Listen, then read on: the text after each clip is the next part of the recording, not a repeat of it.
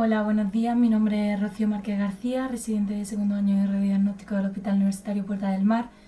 y hoy voy a presentar la sesión clínica que he preparado sobre malformaciones congénitas genitourinarias a propósito de dos casos clínicos que he visto en mi rotación en el telemando. El primer caso clínico se trata de un varón de 48 años, sin antecedentes personales ni familiares de interés, que refería chorro micional fino y débil desde hacía 20 años. Lo ven en urología y ante la sospecha de estenosis de uretra nos solicitan que le realicemos una CUMS, que es la prueba radiológica que mejor permite la valoración de la uretra y también el diagnóstico de su patología. Entonces, bueno, antes de ver las imágenes del estudio de la CUMS que le hicimos, creo oportuno, para entenderlas mejor, hacer un breve repaso sobre la anatomía de la uretra masculina y su correlación con la CUMS. La CUMS, o cistoretrografía micional seriada, es una prueba de imagen que tiene varias indicaciones, pero entre ellas está el diagnóstico de la patología de la uretra, ya que permite valorar la uretra y la vejiga de forma dinámica. Y en el caso de los hombres, esta prueba consiste en el estudio de la uretra mediante el relleno de la misma con contraste iodado, mediante una sonda que vamos a introducir primero hasta la fosita navicular del pene para valorar de esta forma la uretra anterior, y posteriormente vamos a sondar completamente al paciente para rellenar completamente la vejiga, así poder valorar esta también, y tras retirar el sondaje vamos a pedirle al paciente que orine para así poder valorar la uretra posterior. En cuanto a la anatomía de la uretra masculina, todos sabemos que es más compleja que la femenina, pero lo fundamental que tenemos que saber es que la uretra masculina se divide en dos: una uretra anterior y una uretra posterior. La uretra posterior comprende desde el cuello vesical hasta el diafragma urogenital, que es una serie de músculos de localización anterior en el periné, y se divide a su vez en uretra prostática,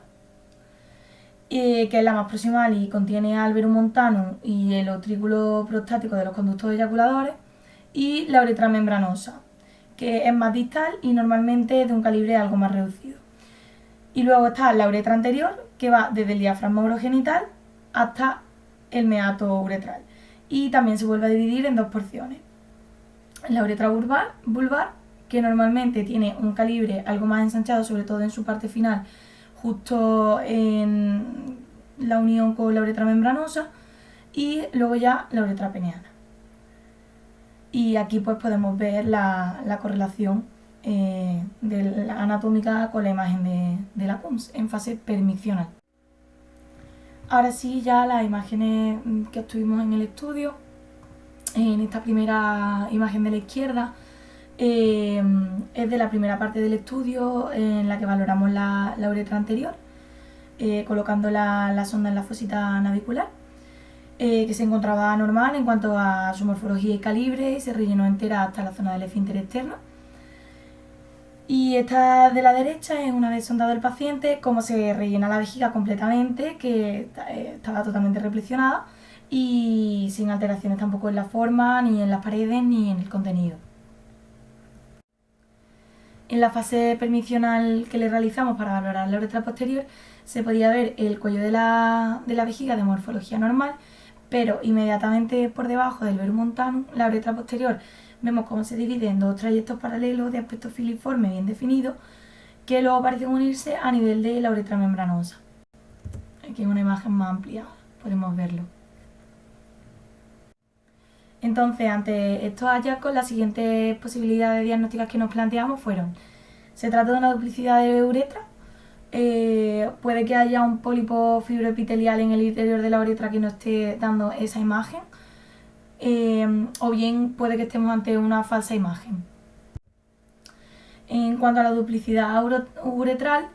es una alteración congénita genitourinaria bastante rara, habiéndose solo reportado unos 500 casos en el mundo,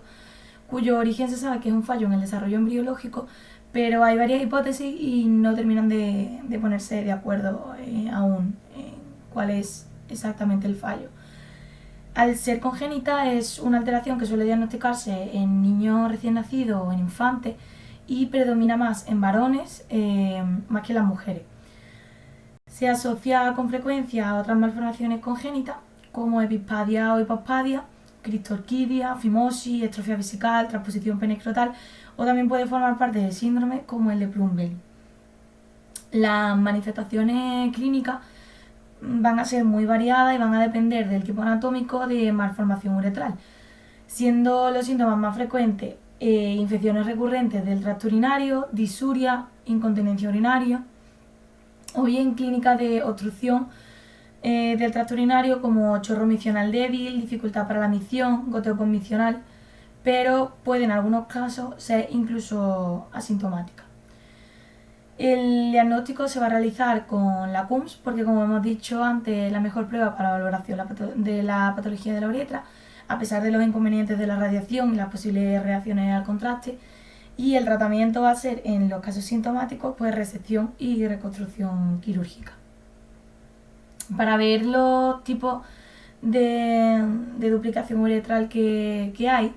existen varias clasificaciones, pero la de Effman y la de Williams son las más utilizadas, y en concreto la de Effman, que es la que más suele utilizarse para el diagnóstico porque quizás es algo menos compleja de entender, es más funcional y es la que vamos a ver en esta sesión. Entonces, Effman basa su clasificación según la duplicidad sea completa o incompleta y según la localización de los orificios uretrales. Así tendríamos tres tipos de duplicación uretral. El tipo 1 corresponde a la duplicación uretral incompleta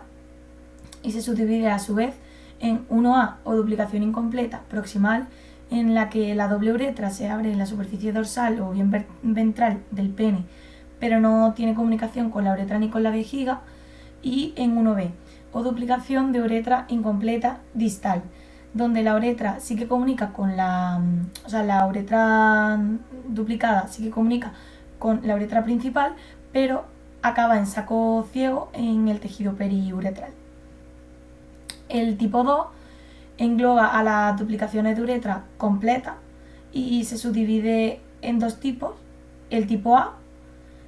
con dos meatos, que a su vez se subdivide en A1 si las dos uretras no se comunican entre sí y son independientes desde la vejiga, terminando en dos meatos también independientes. A2 si un canal secundario se origina de uno común, acabando luego en dos meatos independientes. Y A3, que es igual que el A2, pero una de las uretras acaba en el recto. Y luego el tipo B, que es en el que dos uretras se originan en la vejiga o en la uretra posterior y se unen formando un canal único distal, que sería justo el tipo de nuestro caso clínico. Por último, el tipo 3 corresponde a la duplicación uretral con un componente parcial o completo de duplicación caudal.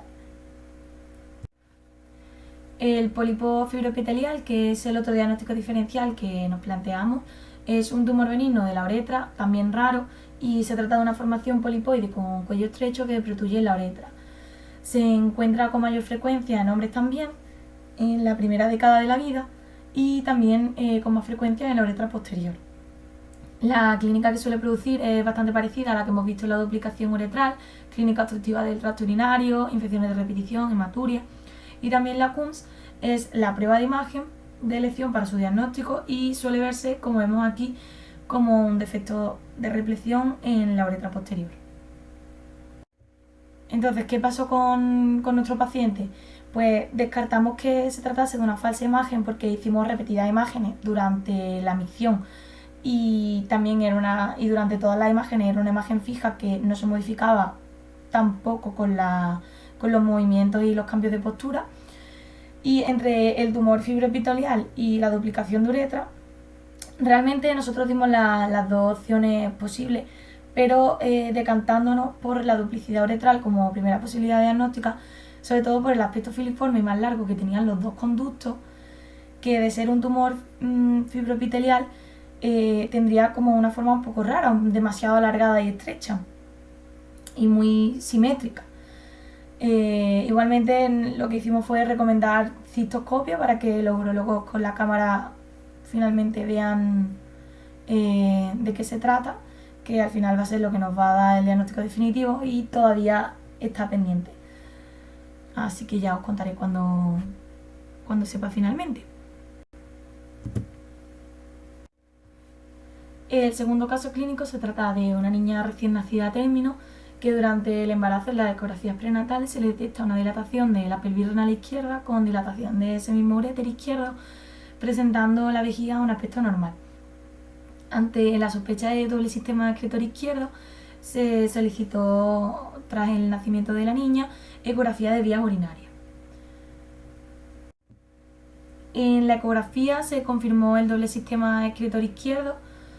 viéndose una marcada dilatación del pielón o del hemirriñón superior, ¿vale? Aquí,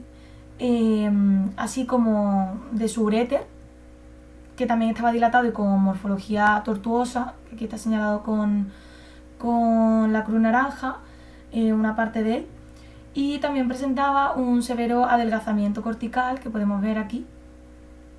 sin que se detectara dilatación del sistema excretor del pielón inferior, que te presentaba un parénquima normal. El riñón derecho se dio también de posible doble sistema excretor derecho, ya que también se veía una marcada dilatación del sistema excretor del pielón inferior, ¿vale? Tanto también en la pelvis como en el uréter, justo al contrario que en el riñón contralateral. También con cierto adelgazamiento cortical, aunque no tan marcado como en el riñón izquierdo, sin que se observara dilatación del sistema excretor del pielón superior, que tenía un grosor normal. En el interior de la vejiga se identificó una imagen quística anecoica de gran tamaño, polilobulada, que se continuaba con el uréter izquierdo dilatado, por lo que se diagnosticó de ureterocele izquierdo. Se realizó posteriormente una gammagrafía renal para ver la funcionalidad de los riñones ante la marcada disminución de la cortical, sobre todo en el hemirriñón superior izquierdo, que se había visto en la ecografía, y en esta se confirmó el doble sistema excretor del riñón izquierdo con anulación funcional del polo superior y compensación de la función renal izquierda por parte del polo inferior, y el riñón derecho se describió de características normales. Tras esto se solicitó ya una CUMS, que fue la que nosotros le hicimos para una mejor caracterización del ureterocele. En la CUMS lo que vimos fue que tras rellenar la vejiga con contraste a través de la uretra, vimos un defecto de repleción en la vejiga, una lesión hipodensa en el interior de esta, bien definida, polilobulada, que se modificaba durante el estudio y que no parecía extenderse hacia el cuello vesical ni hacia la uretra. También vimos cómo pasaba contraste hacia el uréter derecho, o sea que también se diagnosticó, aparte del ureterocele que ya se conocía, de reflujo vesicoureteral, que probablemente fuera bilateral, pero nosotros durante la maniobra de Valsalva, o sea que hacía la propia niña con el llanto, solo pudimos constatar el paso hacia el uréter derecho. Vamos a ver entonces esta patología un poco más detallada. El ureterocele es una malformación congénita consistente en una dilatación quística del extremo distal del uréter. Se diagnostica, por tanto, la mayoría de ellas en la infancia y es predominante en mujeres, en niñas. Con frecuencia se asocia a un doble sistema excretor, normalmente completo, aunque también puede presentarse sin duplicación del sistema colector, y también se asocia a reflujo vesicoureteral, como también ocurría en nuestro caso clínico. Pero además estas niñas tienen una incidencia aumentada de litiasis e infecciones del tracto urinario. El origen radica en que se dilata la porción submucosa del uréter distal, de su porción vesical, y al rellenarse de orina prolapsa hacia el interior de la vejiga a través del orificio ureteral, que normalmente se encuentra un poco más estrecho. Puede ser ortotópico, si la localización es la habitual, es decir, el ureterocele y el orificio ureteral están intravesicales, o bien ectópico, si el ureterocele se extiende hacia el cuello de la vejiga o de la uretra, o incluso puede vertir hacia afuera colocándose paraureteral. El diagnóstico de esta patología se hace mediante ecografía y mediante Coombs o bien urografía intravenosa. En la ecografía lo que vamos a ver es una imagen quística anecoica de paredes finas que se va a localizar en el interior de la vejiga y que normalmente vamos a conseguir ver cómo se continúa con el uréter del que procede extravesical, el cual se va a encontrar dilatado en la práctica mayoría de los casos. En la Coombs vamos a ver un defecto de repleción intravesical, ya que el relleno de la vejiga en la Coombs lo vamos a hacer vía uretral. Entonces, este defecto de repleción normalmente va a ser de contornos bien definidos, se va a movilizar con los movimientos del paciente, como vemos en la imagen, que es la misma del caso clínico, que sería de localización ortotópica, pero también podríamos verlo como se extiende hacia el cuello vesical o hacia la uretra, considerándose entonces ectópico, como vemos en esta otra imagen sacada de la literatura. Si hacemos un urograma intravenoso, la vejiga no se va a rellenar desde la uretra, sino que se va a rellenar de forma fisiológica a través de los uréteres por la excreción del contraste por los riñones. Por lo que vamos a ver los uréteres rellenos, que en el caso de la Coombs no los vamos a ver rellenos a no ser que exista reflujo vesicoureteral. Y también vamos a ver rellena de contraste la vejiga. Entonces, la imagen que genera la capa mucosa que separa la luz del ureterocele rellena de contraste de la vejiga, también opacificada por contraste,